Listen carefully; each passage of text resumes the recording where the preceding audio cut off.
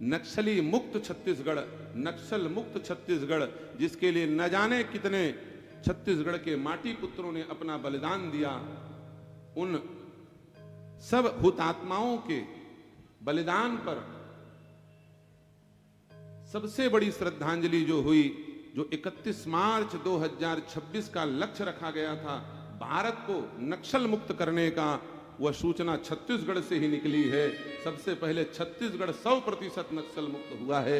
ऐसे छत्तीसगढ़ को नक्सल मुक्त करने वाले और अभियान की सूचना देने वाले हमारे भारत सरकार के प्रतिनिधि बनकर के श्री विजय शर्मा जी को मैं आमंत्रित करता हूं कि मंच पे आकर के व्यासपीठ को प्रणाम करें और हनुमान जी को धन्यवाद दें, क्योंकि हनुमान जी ना होंगे तो भैया ये निशाचर भागेंगे कैसे।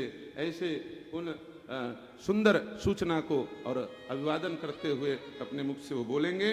और इसके बाद परम पूजनीय गुरुदेव भगवान के स्वागत के लिए हम हमारे धर्मवीर श्री बसंत अग्रवाल जी को आमंत्रित करेंगे। आगे क्रम में बारी बारी से सबका क्रम होता जाएगा। माइक दो।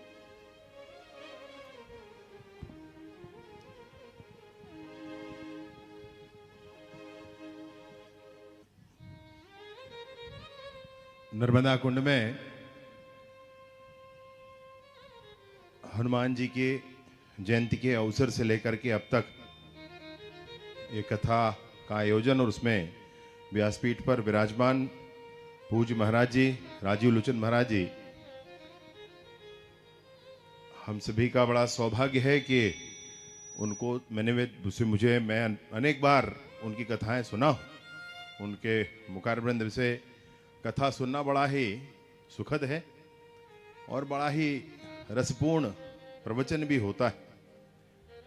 आज पुनः सौभाग्य से, मैं दूसरे प्रदेश में थोड़ा काम से था, लेकिन सौभाग्य से आना हुआ तो सारा काम छोड़कर मैंने कहा कि महाराज जी का कथा है, सबसे पहले वहां जाकर के व्यासपीठ को प्रणाम कर लूं, महाराज जी की कथा सुन लूं और आप सबके दर्शन कर लूं। पूज्य महाराज जी भी आंध्र प्रदेश से पधारे हैं, महाराज जी के गुरु जी हैं, उनके भी श्री चरणों में प्रणाम करता हूं। और बहुत ही अच्छे विषय पर आज कथा पहुंची है। भगवान ने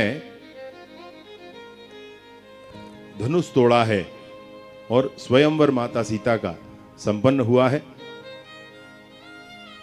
महाराज जी ने कहा कि किस तरीके से समूचा छत्तीसगढ़ सशस्त्र नक्सलिज्म से मुक्त हुआ है। तो मैं आपको ये बताना चाहता हूं महाराज जी कि जिला सुकमा में केरला पेद्दा एक गांव है, 70 साल पुराना वहां एक राम भगवान का मंदिर था। साल भर पहले ही वहां फोर्स पहुंच पाई और उस मंदिर की साफ सफाई करके जीर्णोद्धार करके मंदिर का पूजन किया गया। तो पिछले बार ही हनुमान जी की जयंती के अवसर पर मैंने प्रार्थना की थी कि हे महाबली, अगर हमारा छत्तीसगढ़ नियत समय पर सशस्त्र नक्सलिज्म से मुक्त होता है तो मैं क्या कहूँगा, सब आपका दिया ही है, फिर भी अकिंचन हूँ। और केरला पेद्दा गांव में, सुकमा के उस सुदूर वनांचल के गांव में, उसी मंदिर पर जहां आपके आराध्य विराजे हैं, वहीं हनुमान जयंती पर हनुमंत भंडारा का आयोजन करेंगे हम सब मिलकर। और केरला पेद्दा उस गांव में भी, दंतेवाड़ा में भी और हमारे कवर्धा में खेड़ापति महाराज जी हैं, इन तीनों ही स्थानों पर 31 मार्च 2026 को हमारा छत्तीसगढ़ सशस्त्र नक्सलिज्म से मुक्त हुआ और 2 तारीख को हनुमान जी की जयंती के अवसर पर इन सभी स्थानों पर हनुमंत भंडारा का आयोजन भी किया। बोलिए हनुमान जी महाराज की जय। उन्हीं की दी ताकत है, उन्हीं की कृपा है। हनुमान जी महाराज के माध्यम से ही, उनकी ही प्रेरणा से ही ये काम पूरा हुआ है। और ये काम ऐसे पूरा हुआ है कि हजारों स्कूल हमारे बम से उड़ाए गए थे, सैकड़ों हमारे शिक्षा दूत जो थे उनका गला काट कर उनको मारा गया था, सैकड़ों सरपंच ग्राम पटेलों को मौत के घाट उतारा गया था।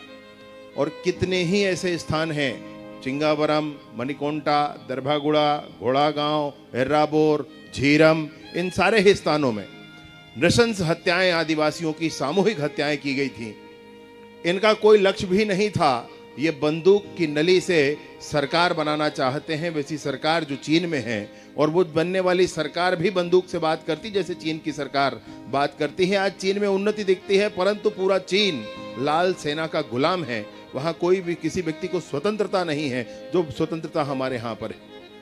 और उस स्वतंत्रता को, उस लोकतंत्र को हम खोना नहीं चाहते हैं। ये भारत के संविधान को नहीं मानते थे, ये अपना संविधान बना करके बंदूक की नली से सरकार बनाना चाहते थे। और प्रण था इस सरकार का, छत्तीसगढ़ के सरकार जो आपने सरकार बनाई है छत्तीसगढ़ में, आपकी सरकार का प्रण था कि बस्तर के कोने कोने में भारत का संविधान लागू होना ही चाहिए, इसमें कहीं कोई संशय नहीं होना चाहिए।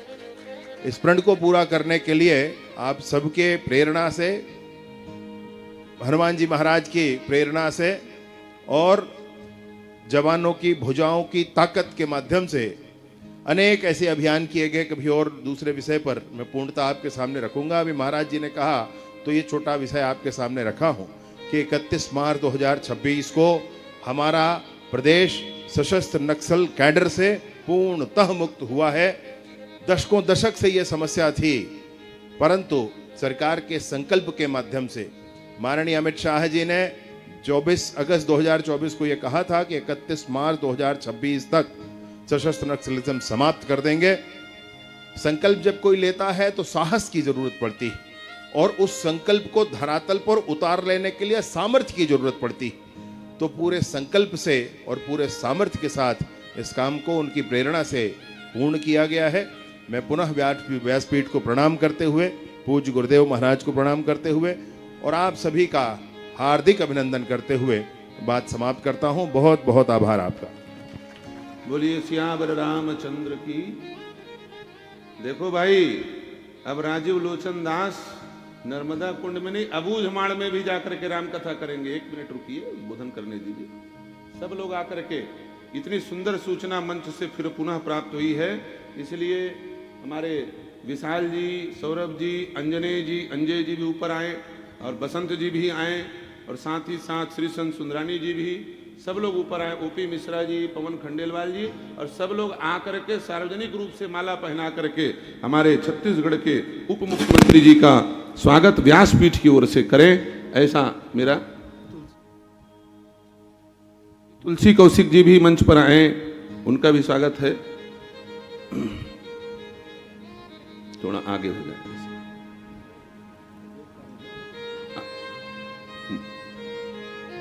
एक बड़ी माला सब लोग मिल करके पहनाइए गृह मंत्री जी को।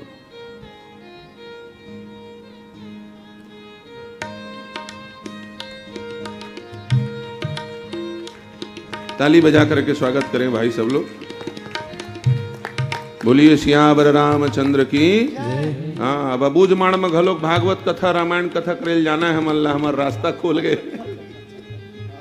बोलिए सियावर रामचंद्र की जय। मैं गुरुदेव भगवान से निवेदन करूंगा कि हमारे छत्तीसगढ़ के यशस्वी गृह मंत्री जी को अपने गले की माला बालाजी भगवान की ओर से उतार करके आशीर्वाद रूप में दें, और साथ में जो हमारे अधिकारी श्री शिव नारायण जी आए हुए हैं, यदि लड्डू प्रसाद बालाजी का आया हो तो अवश्य प्रसाद के रूप में गृह मंत्री जी को प्रदान करवाएं। बोलिए सियावर रामचंद्र की।